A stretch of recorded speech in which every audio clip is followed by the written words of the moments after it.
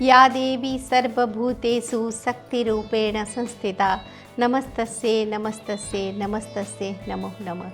नमस्कार, उदय India digital में आपका स्वागत है।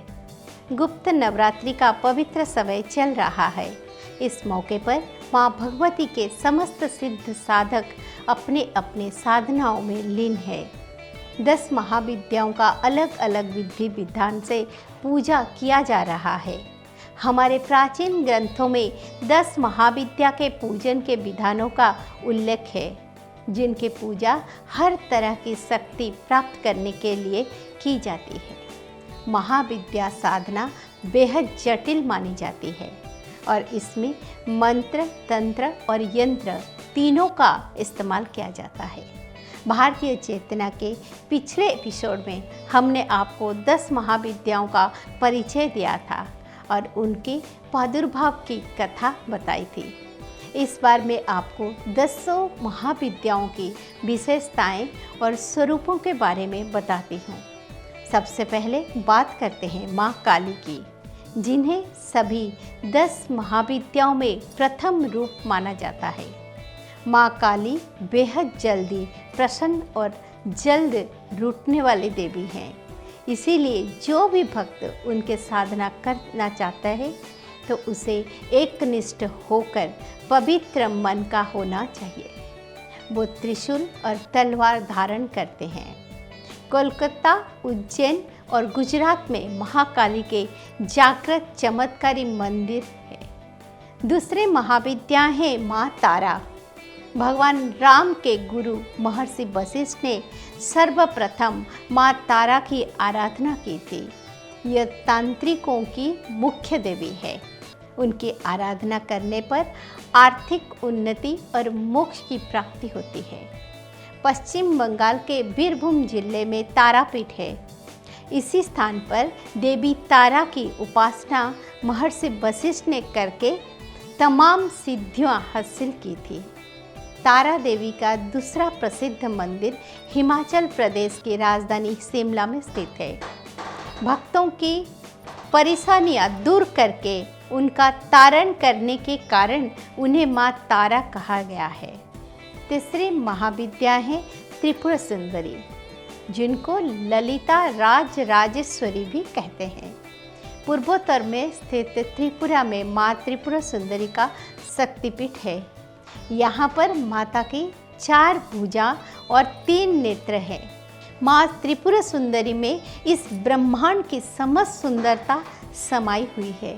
इस संपूर्ण सृष्टि में उनसे सुंदर कोई और नहीं है। उनकी पूजा 8 वर्ष की बालिका और 16 वर्ष की कन्या दोनों रूप में होती है। चौथी महाविद्या है भुवनेश्वरी।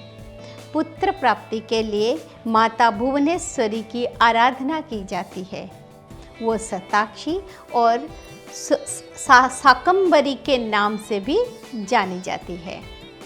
माँ भुवनेश्वरी की सूर्य के समान ऊर्जा प्राप्ति होती है और जीवन में मान सम्मान मिलता है। उनके भक्ति से प्रबल राजयोग की प्राप्ति होती है। माँ भुवनेश्वरी इस संपूर्ण ब्रह्मांड की स्वामिनी है। 14 भुवन उनके अधीन है, इसीलिए उन्हें भुवनेश्वरी के नाम से जाना जाता है। 5वीं महाविद्या है माँ छिन्नमस्ता। उनका स्वरूप कटा हुआ सिर और बहती हुई रक्त की 3 धाराएं से सुशोभित रहता है। माँ छिन्नमस्ता की उपासना शांत मन से करने पर शांत स्वरूप और उग्र रूप में उपासना करने पर देवी के उग्र रूप के दर्शन होते हैं।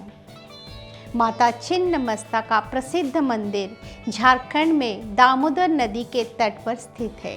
कामाख्या के बाद ये दूसरा सबसे लोकप्रिय शक्तिपीठ है। 6ठी महाविद्या में त्रिपुरा भैरवी। इस स्वरूप में देवी अपने भीषण रूप में होते हैं। वो समस्त सिद्धियां प्रदान करती हैं और सभी बंधनों से मुक्त करती है। 7वीं महाविद्या है माँ धूमावती। उनको अभाव और संकट को दूर करने वाली माता कहते हैं। माँ धूमावती विधवा स्वरूप में हैं। उनकी साधना से व्यक्ति महाप्रतापी और सिद्ध पुरुष होता है। ऋग्वेद में उन्हें शूद्रा कहा गया है। 8वीं महाविद्या है बगलामुखी। उनकी साधना दुश्मन के भय से मुक्ति और वाक सिद्धि के लिए की जाती है। जो साधक नवरात्रि में इनकी साधना करता है वो हर क्षेत्र में सफलता प्राप्त करता है। महाभारत के युद्ध में कृष्ण और अर्जुन ने कौरवों पर विजय हासिल करने के लिए माता बगलामुखी की पूजा अर्चना की थी। नवम महाविद्या है मातंगी। जो भक्त अपने गृहस्थ जीवन को सुखमय और सफल बनाना चाहते हैं उन्हें माँ मातंगी की आराधना करना चाहिए।